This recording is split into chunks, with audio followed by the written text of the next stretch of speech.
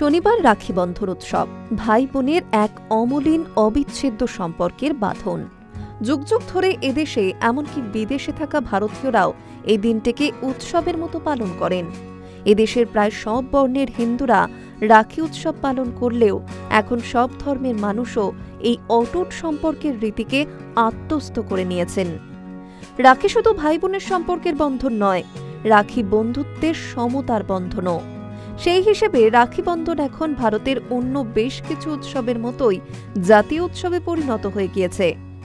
রাখির দিন দিদি হোক বা বোন, ভাইয়ের মঙ্গল কামনায় তার হাতে বন্ধনের গিট দিয়ে দেয়। রাখি পরানোর একটি আদি অনন্তকালের পদ্ধতি হচ্ছে রাখির সুতোর 3টি গিট দিতে হয় বোনকে। কেন এই 3টে গিট, কি রয়েছে এই 3টে গিটের নেপথ্যে, তা অনেকেই জানেন না। বড়দের কাছ থেকে শিখে এই 3টে গিটের প্রথাই চলে এসেছে প্রাচীনকাল থেকে। জেনে নেওয়া যাক রাখি বন্ধন সম্পর্কে আরও বেশ কিছু কথা। বাঙালির কাছে রাখি বন্ধনের রাজনৈতিক প্রচার বেশি গুরুত্ব পেয়েছে রবীন্দ্রনাথের হাত ধরে। বঙ্গভঙ্গ আন্দোলনের সময় কংগ্রেসের দ্বারা বিভ্রান্ত হয়ে রবীন্দ্রনাথ 1905 সালের 16ই আগস্ট শ্রাবণ মাসের পূর্ণিমার দিন রাস্তায় নামলেন লর্ড কার্জনের বঙ্গভঙ্গ প্রস্তাবের বিরুদ্ধে। লক্ষ্য দ্বিজাতি তত্ত্বের বিরোধিতা করে হিন্দু মুসলিম ঐক্য স্থাপনের চেষ্টা।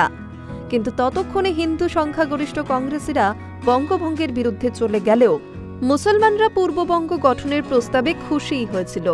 শিলাইদহের জমিদার রবীন্দ্রনাথের দার্শনিক বৈজ্ঞানিক মন সেটা বুঝেছিল তার উপরে। বঙ্গভঙ্গ এবং হিন্দু মুসলিম সম্পর্ক নিয়ে তিনি বেশ কিছু প্রবন্ধ লিখেছেন, যা নিয়ে তার উপর চরম অসন্তুষ্ট হয় কংগ্রেসের হোমরা চোমরা নেতারা।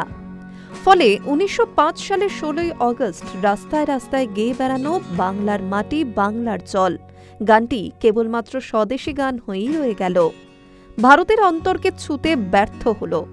সেই কারণে 1911 সালে লর্ড হার্ডিঞ্জ যখন বঙ্গভঙ্গের প্রস্তাব খারিজ করে দেন, তখনও ডিভাইড অ্যান্ড রুলের মর্মার্থের গিট ছিঁড়ে ফেলতে পারেনি বাঙালি, কি পূর্বের কি পশ্চিমের বাঙালি মুসলমানরা।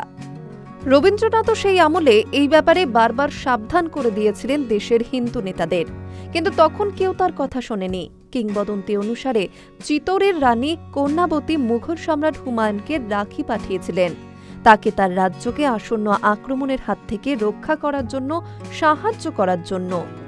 হুমায়ুন রানীর আবেদনে সাড়া দেন এবং তার রাজ্য রক্ষা করেন। পৌরাণিক কাহিনী রামায়ণ অনুযায়ী ভগবান রাম সমস্ত বানর সেনাকে ফুল দিয়ে রাখি বেঁধেছিলেন। এছাড়া বলিকে ভাই হিসেবে মেনে লক্ষ্মী রাখি পরিয়েছিলেন তাকে, যাতে সে উপহারস্বরূপ বিষ্ণুকে স্বর্গে তার কাছে ফিরে যেতে বলে। রামায়ণের পর মহাভারতেও রাখির প্রসঙ্গ উঠে এসেছে। আরও একটি পৌরাণিক কাহিনী হল, একবার রাখি বন্ধনের দিন গণেশের বোন গণেশের হাতে একটি রাখি বেঁধে দেন। এতে গণেশের 2 ছেলে শুভ ও লাভের হিংসে হয়। তাদের কোনো বোন ছিল না, তারা বাবার কাছে একটা বোনের বায়না ধরে। গণেশ তখন তার 2 ছেলের সন্তোষ বিধানের জন্য দিব্যাগ্নি থেকে একটি কন্যার জন্ম দেন। তিনি হলেন গণেশের মেয়ে সন্তোষী।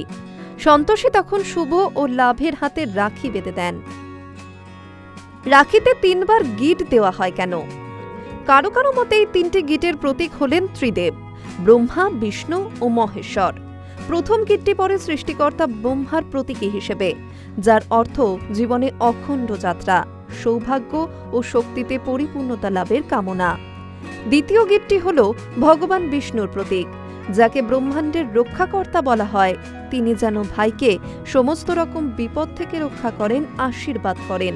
তৃতীয়টি দেবাদিদেব মহাদেবের নামে, সমস্ত রকমের দুষ্ট শক্তির হাত থেকে ও অশুভ দমন করে ভাইকে রক্ষার প্রতীক। এছাড়াও এই 3টে গিটকে ভাই বোনের পারস্পরিক ভালোবাসা, বিশ্বাস ও সুরক্ষার প্রতীক হিসেবে মান্যতা দেওয়া হয়। রাখি পূর্ণিমায় একটি সুতোয় বাঁধা পড়ে থাক আজন্ম থেকে আমৃত্যুর অটুট বাঁধন।